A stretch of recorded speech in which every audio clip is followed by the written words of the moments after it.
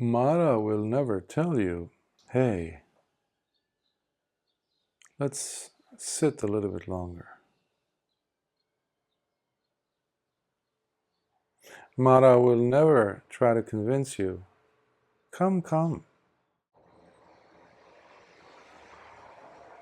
What's the point in spending the rest of your day in bed or sleeping for 5 more minutes? Mara will never say, get up. What are you doing? Get up. Go back to your meditation cushion. It will never do that, or he will never do that.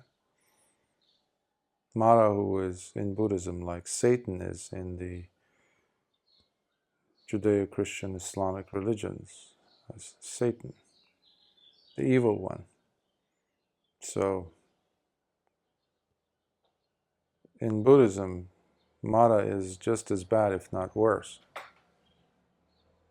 because he enjoys keeping you.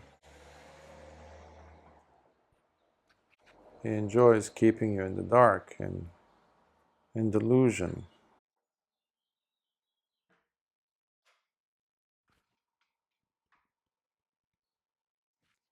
Mara is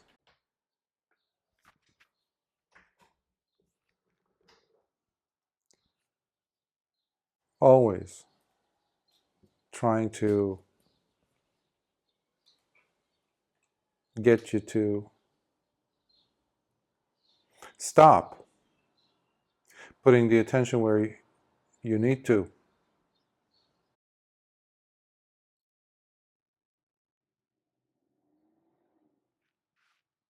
Mara will never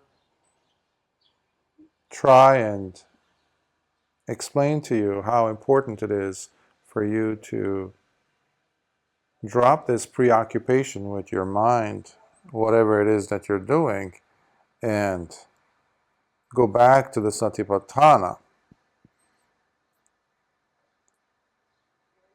instead of being pulled this way and that.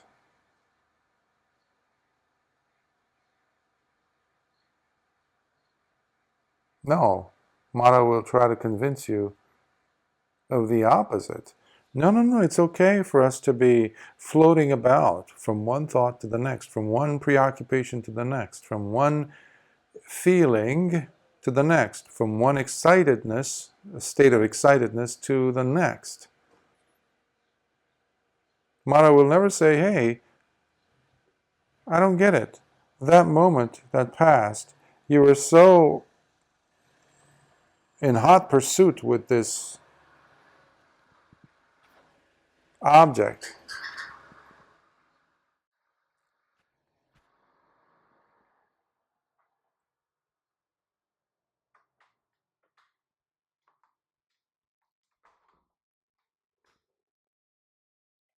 He will never say to you, it's okay. No matter how intensely driven you might feel right now with this preoccupation, it will pass. Mara will never provide you with a single iota of wisdom or a single encouraging word even, as it pertains to living a wholesome, good life. Mara is always trying to do the opposite, under the guise of doing the opposite of that, meaning having you live a good life, quote unquote.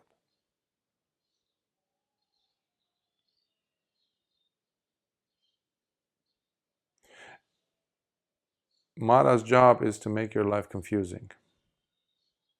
Mara's mission is to perplex you to the point where you give up and you get up from your sit and you drop your meditation object and you start talking in a nasty way towards yourself. Because every time you start self-criticizing, not for the sake of, no, what was that? Why did I do that? I shouldn't do that again. Okay, let's drop it, move on. That's not Mara's way. Mara wants you to be sticky-fingered, meaning holding on to the thing that happened 3 months ago, or yesterday, or last night, or 3 hours ago, and you're still dwelling on it while you're beating yourself up. And you've forgotten why you're feeling lousy, why you're feeling this way, terrible. That is a telltale sign that Mara is kicking and screaming with joy and excitedness because you are caught in his trap yet again. Mara will never tell you, hey, stop moving. Mara will never say, I don't care how this sensation is on your body. Stop moving. Hey, Mara will never tell you that. Instead, Mara will just say, just go ahead. Scratch it, yeah, but we scratched it 5 milliseconds ago. It doesn't matter. Let's scratch it again. Let's move the body.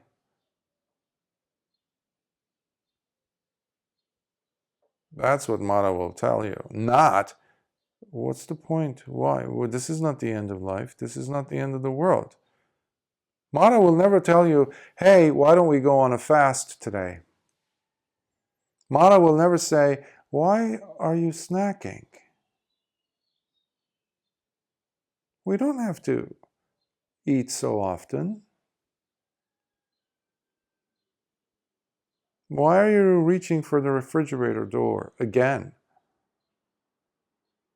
Mara will never tell you that. Mara will say, come on, I mean, that's why it's there in the fridge. That's why you bought it. That's why it's there. So let's go. Let's reach for it. Let's eat some more of this bread. Let's eat some more of this, or drink this can of soda, or, you know.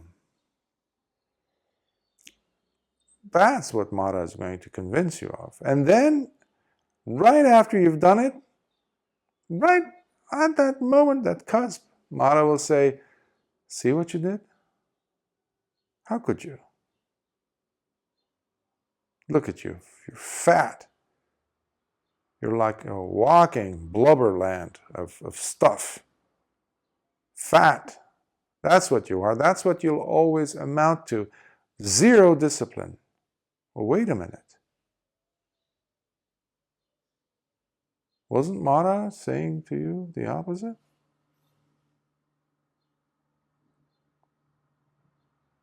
And when something lovely happens to you, Mara will never come and say, yes, yes, you worked hard for that, to reach that state, to develop yourself, to cultivate your mind, your behavior. Mara will never tell you that. Instead, Mara will say, it's never enough.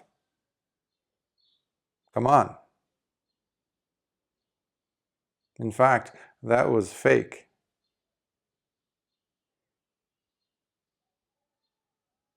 You just pretended, or you're pretending. So you see, it's all toxic. It's all toxic. Whether it's self-talk that is toxic, whether it's behavior, the inability to stay on one object.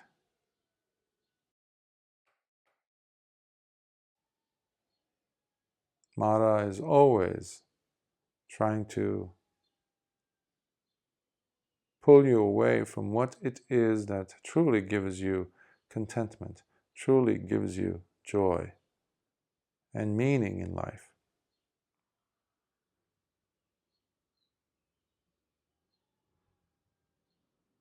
That's why Mara thrives, in his mind at least, in keeping us in delusion. There are these two terms, vidya and avidya. Vidya is the state of mind where you comprehend, when you see, when you understand. When the light is turned on, the light of curiosity to learn, to never be complacent, to never be stuck. Avidya is the opposite. That's why sometimes it's called ignorance, but it's more than that. You have to drop the ball, as they say in English. You have to drop the need to learn and understand and to comprehend what's really happening now. And that is why that's the very fabric in which Mara's universe exists. To keep you in delusion, to keep you without the drive to develop yourself. And you cannot develop yourself if you're complacent. If you say, I'm good here, I'm good here. You will never see a person who is truly developing pull on the brakes and say, that's enough. Yeah, I think I'm wise enough today. I just reached that. I don't need to develop more. Yes, I've been virtuous for the last 20, 30, 40 years, but today I'm just gonna, as they say, let my hair down and then just be and just do whatever comes to me without putting the, being on the driver's seat. Avidya will say that. Mara will try to convince you of that. That's why you have to be really on your guard, on your toes, all the time, from the moment you wake up. And in between those moments when you are, let's say if you're sleeping at night, getting some rest, if you come in and out of consciousness when you're waking up, even for a brief moment, use those moments as an opportunity, as the windows to look and see how your sati, your mindfulness is. You can also ask the question, give yourself a prompt such as, am I here? Not physically, not to kind of geographically, to try to locate yourself in the bed or wherever in the room, but to be here with awareness as in. That itself is very anchoring, it's very grounding, it establishes you.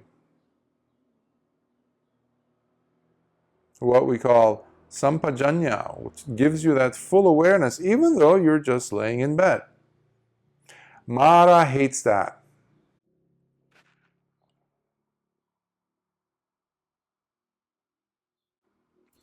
You can only drive beings or someone to do something stupid when you first perplex them enough, when you've confused them with different things. Clarity is not Mara's objective. So your objective has to be clarity. But you already have the 6 senses. So when Lord Buddha says, this body is Mara land, the 6 senses, the 6 doors, the eyes, the ears, the nose, the tongue, the skin, the mind, and all that they bring to you constantly. That's Mara's domain. You are in the world of Mara. You are in the clutches of Mara, in his grasp. So there's no way that you're going to escape. And that's why people hold on at that moment of death, because they're too afraid to let go. And guess what? Because you cannot let go of the body, Mara will keep holding on to you. You will be in the grasp, in the clutches of Mara. You will never escape Mara. And that's where Mara wants to keep you, and everyone. That's why Mara gets terrified Every time the Dhamma is spoken, the true Dhamma is spoken of Lord Buddha's. That's why Mara loves these cult-like things that happen in the world of Buddhism today. These rites and rituals, these following of series of ritualistic steps that have no life in them. Why? Because people believe that they are, yes, we're in the path, we're in the path. No, you're just in the groove of Mara. That stream is taking you straight into, you're playing beautifully according to Mara's plan. And you die and you go and you come back. Why? Because you're holding on to this body. The fear of death is terrible. And everyone will experience that terror unless, as the case is with an Arahant, a noble disciple of Lord Buddha's, who has seen through these tricks of Mara, and they relinquish the attachment upon the five aggregates or the six sense doors. They don't believe in Mara's lies anymore. Because we want some type of a solidity, some type of a groundedness in that moment when death has arrived. So we got to hold on to something. And if the body is in pain, something, anything, an idea, a concept, a wish for something better, already you're in Mara's grip again. Actually, you never left.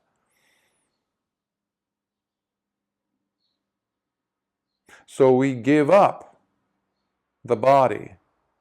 And wise is the person among us who has given up the reliance upon these six sense doors, or the five aggregates that comprise a being that we see in the Dhamma. Rupa, Vedana, Sanya, Sankhara, Vijnana. Form, material form, feeling, perceptions or memories, concepts, thoughts that keep coming in and out. Sankharas are the habitual tendencies, the drives that we have, things that we believe are our personality traits, how we think, how we behave, etc. And vijnana, or consciousnesses. And as I said, consciousnesses have everything to do with the six senses, because there is no single consciousness in Buddhism as such. What we have, however, are the six consciousnesses that keep shifting, that give us the impression that there is a consciousness. Six consciousnesses, remember the six sense doors? The eyes, that is the eye consciousness. The ears, that is the ear consciousness. The nose, that is the nose consciousness. Olfactory, whatever you smell. The tongue consciousness. The body, or the touch consciousness. And the mind or mental consciousness. These things keep shifting. That's why Mara loves using them against us. A wise person will use these six sense doors to one's own advantage, to understand, not to stay in avidya, but to be the embodiment of vidya, or vidya in Sanskrit, which is the ability to see, to be wise, to understand, to be bright in one's mind, in one's heart. And like the case is when you switch on the lights, what happens to the darkness? Same thing that happens to Mara when wisdom is present. Mara will never be able to withstand that. That's why Mara is very cowardly. Mara will never come and celebrate with you when you have achieved a major milestone in your understanding, in your development as a person, in your virtue, in the development of your practice in meditation. Mara will never come and say, congratulations, you now have such tremendous faith and confidence in yourself, in the Dhamma, in the Buddha, in the Sangha. You now actually are standing on firm, solid ground, terra firma. Mara will never come and congratulate you when you avoid making a stupid mistake. When you say, no, I'm not going to die if I don't eat breakfast.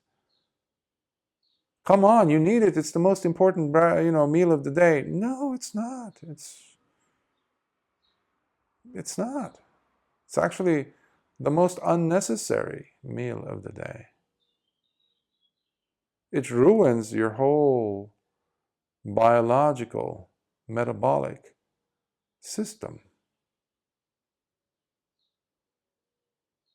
I don't need to break my fast. Let's take this as far as we can.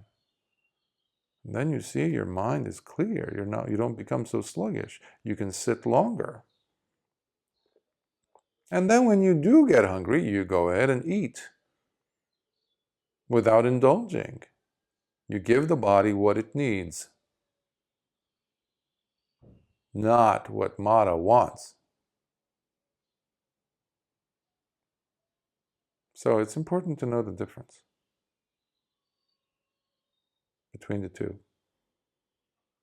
What Mara does say and try to convince you constantly, and what he will never say. Let's understand the meaning of this. Mara will never say that. Mara will never say, let's stay with the body. Stop messing around with these thoughts. What is this? It's not important. Yeah, but they're making a lot of noise over there, or I can't believe he said that, or she said that, or she did that. How could they be so insensitive, etc., and dwelling on that? Mara will never say, stop doing that. Come back. Come back to the body. What's happening to the body? How am I situated on this sofa, let's say? How am I sitting? How are my knees arranged in my posture? Is there any place in the body that is feeling tense? Is there any pressure somewhere in my neck, in my face? How am I holding my jaw? How's my throat? Is there any group of muscles in the body that is feeling tight? How is the gut? Am I holding some tension there? Am I bracing for impact somehow? All these are part of the Kayanupassana, the observation of the body. Or, how is my breathing? Mara will never, ever, ever ask you to observe the breath. Ever.